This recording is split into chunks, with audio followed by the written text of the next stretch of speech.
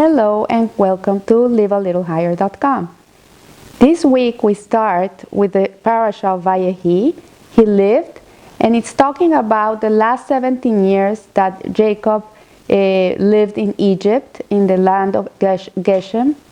And he had the best 17 years of his life where he lived in tranquility, surrounded by all his children and grandchildren, in abundance and in peace. But this parasha talks about his death. It's very interesting because it talks about he lived, but actually it talks about he parting from this world. We see this in another parasha called Haye Sarah, in which Sarah leaves this world, and it's called the life of Sarah. And the sages teach us this is because when Tzaddik departs this world, he really never dies, because his legacy continues till today in us. We continue in their footsteps, we continue following their Torah and following their mitzvahs and following the ways of life that they did for us, and because of that they still live in us.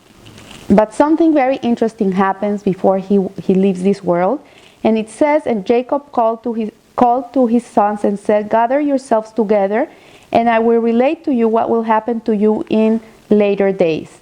And the rabbis comment that this verse really is talking about Jacob wishing to reveal to them the end of days. What was going to happen when Mashiach came and when Mashiach was going to come. And something happened that was very interesting for us, not so for him, but the Shekhinah departed from him and he forgot what he wanted to say, and he could never reveal to his sons when was it that Mashiach was gonna come. And the sages, Rashi especially, explains to us that this is something that nobody knows, that this is one of these things that Hashem kept secret. He doesn't want us to know. The rabbis thought that there are actually 7 things that are hidden from mankind that we could never know. And one is the day of death. We will never know which day we're going to die. Even if you go to a fortune teller, they cannot tell you. They don't know. You cannot know the day of your death because Hashem wants you to live every day like if it's the last one, and give you the opportunity at every instant to do teshuvah, to return to Him, and to do kindness and continue to do things for Him. So if we would know when we were going to pass away, then we would lose this. We would lose this feeling of accomplishment. Maybe we would sit down and just wait till we died and we would do nothing. The second thing that is kept away from us is the day of consolation, and it's talking about personal woes that a person will turn to God in times of need. So when a person is going through a hardship, he himself has to approach Hashem for consolation. When a person passes away, one of the things we say when we go to the mourner's house is, maybe you be comforted by God, with all the mourners of Zion and Jerusalem. So comfort really comes from Hashem. And the third thing that is kept from us is the exactness of judgment.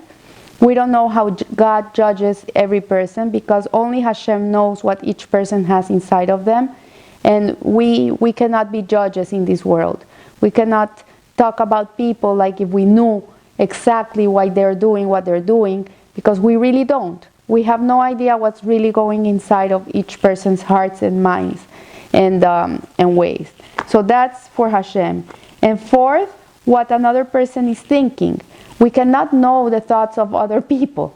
And this is kept secret from us, so we cannot sabotage other people's plans.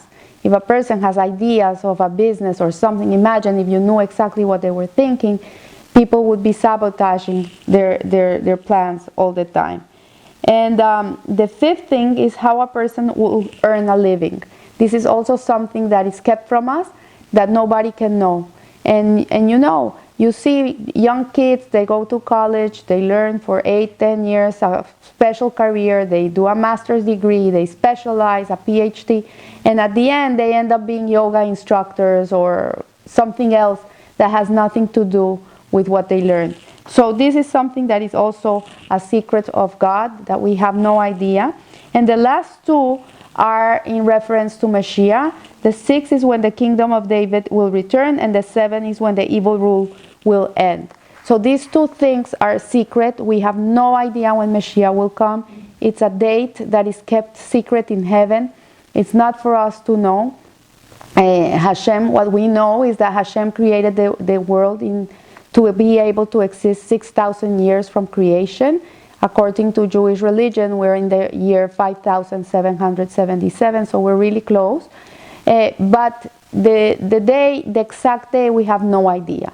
What we do know is that we can bring Mashiach before that set date. We can bring him with our own merits and our wants, and that is something that we can do. So one of the reasons that this was kept a secret from Jacob's sons was because Jacob could see that Mashiach was very far away. The day that he was going to come was very far away from his son's life. It would not come in their lifetime. It would come thousands of years later, and this would discourage them to keep on keeping Judaism and keeping being who they were. And this is why he got scared and sad, and the Shekhinah departed him, and he was not able to tell them when Mashiach was going to come. There's a story of the Baal Shem Tov that he was able to go up to the upper realms. He had an aliyah of his neshama in life. He was able to enter the chamber where Mashiach lives, and he said he came in there, and it was a whole party. Everybody was very happy, and he came to Mashiach, and he asked, "When are you coming?"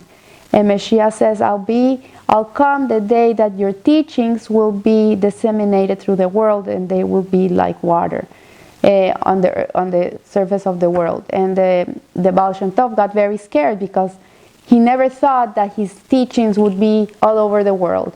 Today, fast forward 2017, we can see that his teachings are all over the world like never before. We have access to the internet, to books, to classes, shiurim in every language. 20 years ago, you had none of this. And Hasidut has been widely spread around the world. It's everywhere. And his teachings are really enveloping the world. And we're seeing that we're living in Mashiach times. It says that the darkest moment in life is like the birth pangs of Mashiach. Like when a mother is going to give birth, when it becomes the most painful is when exactly the baby is going to come out. Also, in the mornings before the sun comes out, it gets very, very dark. It's the darkest time of the night is when the sun is just about to peek out. And that's what it is. When we're going through very hard times, like the ones we're going now, and we cannot see a future and what's going to be with our kids and what's going to be with our grandchildren. I can't even imagine the future for them. And everything looks so dark. That's when the revelation of Mashiach is most acutely felt in our midst. And it says that when we think that really it's impossible for him to come right now, that's when we're yearning. That yearning is what's really going to usher Mashiach into the world. So the sons of Jacob also were not allowed to know when Mashiach was going to come because Hashem doesn't want it to be something that is imposed. He wants Mashiach to come because we want Mashiach to come, not because it's something he's imposing on us.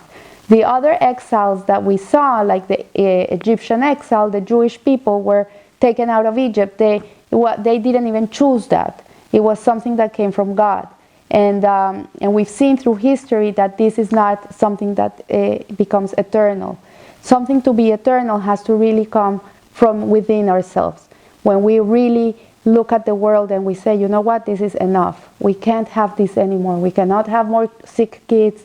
I can't stand the politics. I can't stand Venezuela going through what it's going, Syria with what is going on, Israel with what's going on. When you start looking at the world and you start like saying, this is enough, Hashem, we don't want this anymore. Please give us Mashiach. That's when Mashiach will reveal himself to us. But it has to come from us. It cannot come from Hashem, and something that is imposed on us.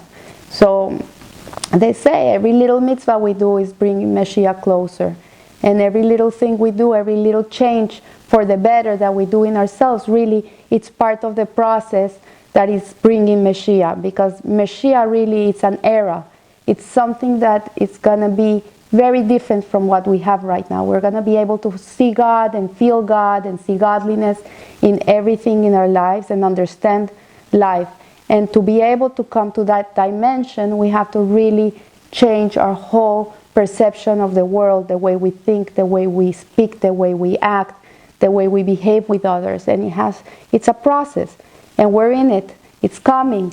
So let's have a week of introspection, and a week where we never lose faith. The Jewish people, this is one of our principles of faith, that we believe that Mashiach is coming. And this faith, this belief that Mashiach is coming really is supra-rational. It's bigger than ourselves. It's not connected to our minds. It's above it. It's connected to a higher place. So let's yearn for it, let's want it, and let's live a life in which we'll usher Him into this world. So live a little higher. Thank you.